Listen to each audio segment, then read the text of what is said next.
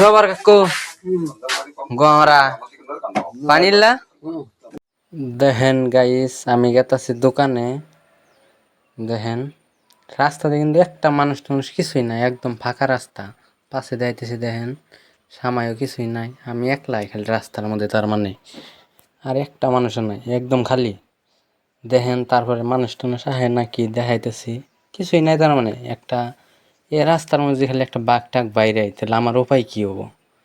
দেখেন ওই যে আজকের ভিউটা কিন্তু মজার, আমি উপরে এলাম, আর দেখতে থাকেন ভিউটা মজার। ও দেখেন সুন্দর সুন্দর পাহাড়।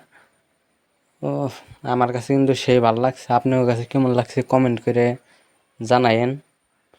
দেখেন সে মজার।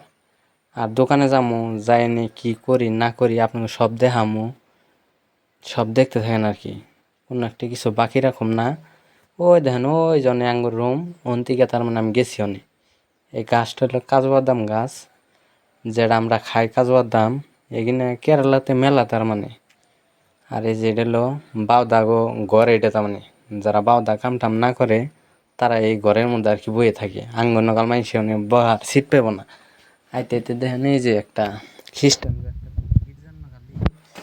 যিশুরে যিশু মাই তুলে নিয়ে বয়ে রয়েছে। সুন্দর করে তার মানে রাস্তা এখন ফাঁকা, কিছুই নাই তার মানে, একটা পোকা যেতাও নাই। যাই আমি দোকানে গেছি, তার মানে একটা জিনিস লাগে সবার কাকু গরা পানিল্লা।